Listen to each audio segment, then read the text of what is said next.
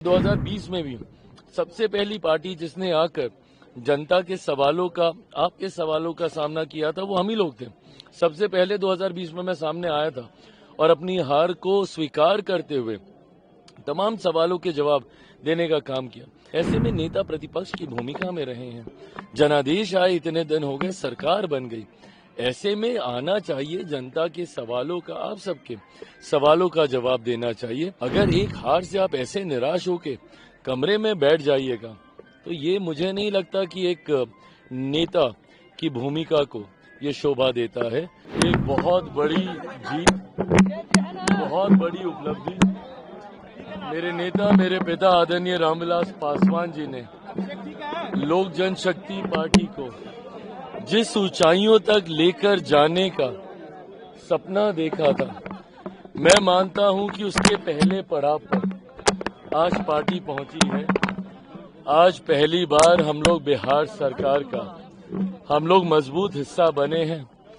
हम लोगों के 2 विधायक बिहार सरकार में मंत्री की भूमिका में आज मौजूद हैं।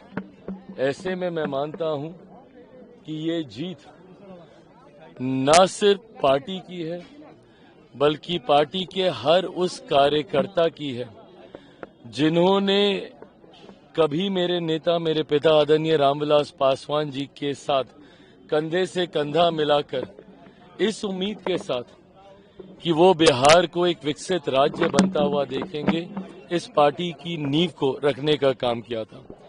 आज मैं इतना जरूर मानता हूं कि मेरे नेता, मेरे पिता आदरणीय रामविलास पासवान जी जहां कहीं भी होंगे खुश होंगे, आशीर्वाद दे रहे होंगे।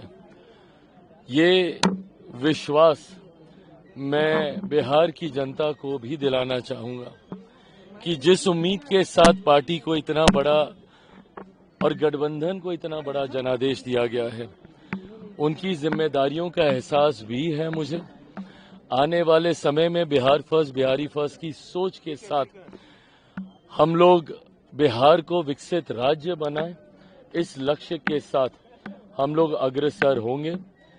मैं इतना जरूर मानता हूं कि अगले 5 साल बिहार के लिए एक स्वर्णिम काल की तरह होंगे, जहां एक तरफ मेरे प्रधानमंत्री नरेंद्र मोदी जी की सोच तो वहीं दूसरी तरफ मुख्यमंत्री नीतीश कुमार जी का अनुभव, लोक जनशक्ति पार्टी रामविलास का बिहार फर्स्ट, बिहारी फर्स्ट का संकल्प और एनडीए की एकजुटता की ताकत, ये अगले 5 साल बिहार को विकास के अलग अलग मापदंडों पर ऊंचाइयों तक लेकर जाएगी। ये विश्वास जरूर मैं बिहार की जनता को दिलाना चाहूंगा। प्रशांत किशोर लगातार कह रहे थे कि अगर सम्राट चौधरी और अशोक चौधरी मंत्री पद की शपथ लेते हैं तो निश्चित तौर पर फूट जाएगा। मुझे लगता है जनता ने कई सवालों के जवाब देने का काम किया है विपक्षियों को, जिन्होंने जो जो आरोप लगाए। जनता से बड़ी कोई अदालत नहीं हो सकती और जब जनता ही आपके लिए फैसला लेती है तो मुझे लगता है कई उन सवालों पर पूर्ण विराम अपने आप लग जाता है जो विपक्षी राजनीतिक दृष्टि से, राजनीतिक सोच से आपके ऊपर लगाने का प्रयास करते हैं। अब वो भले पीके हों, प्रशांत जी हों या विपक्ष के तमाम नेता जो अहंकार की पराकाष्ठा को पार करते हुए जनादेश का इंतजार किए बिना 18 तारीख को शपथ ले रहे थे। मुझे लगता है तमाम सवालों के जवाब जनता ने देने का काम किया। बस धन्यवाद। कल सुबह मैं विस्तार से प्रेस कॉन्फ्रेंस करूंगा ताकि आप लोग आराम से सारे सवाल ले लें। आज बस सिर्फ धन्यवाद। तेजस्वी ने क्या बधाई दी है? क्या तेजस्वी प्रसाद यादव ने बधाई दी है क्या? तेजस्वी प्रसाद यादव ने बधाई दी है क्या? चिराग कुमार जी को कहा है कि अच्छी बात है, देनी चाहिए। देखिए, विपक्ष को सकारात्मक भूमिका रखनी चाहिए। मेरी समझ के परे 2020 में अगर आप लोग को याद होगा परिणाम हमारे पक्ष में नहीं आए थे, पर 2020 में भी सबसे पहली पार्टी जिसने आकर जनता के सवालों का, आपके सवालों का सामना किया था वो हम ही लोग थे। सबसे पहले 2020 में मैं सामने आया था और अपनी हार को स्वीकार करते हुए तमाम सवालों के जवाब देने का काम किया। ऐसे में नेता प्रतिपक्ष की भूमिका में रहे हैं। जनादेश आए, इतने दिन हो गए, सरकार बन गई। ऐसे में आना चाहिए, जनता के सवालों का, आप सबके सवालों का जवाब देना चाहिए। अगर एक हार से आप ऐसे निराश होके कमरे में बैठ जाइएगा तो ये मुझे नहीं लगता कि एक नेता की भूमिका को ये शोभा देता है।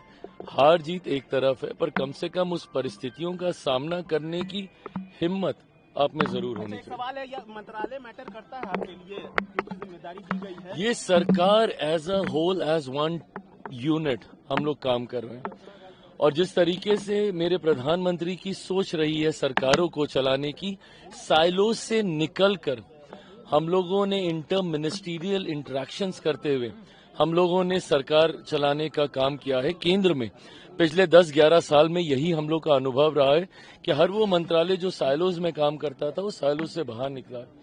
मैं मानता हूं बिहार में भी हम लोग इस बार की सरकार को साइलोज से बाहर निकालकर एक यूनिट, एक टीम के तहत हम लोग काम करेंगे।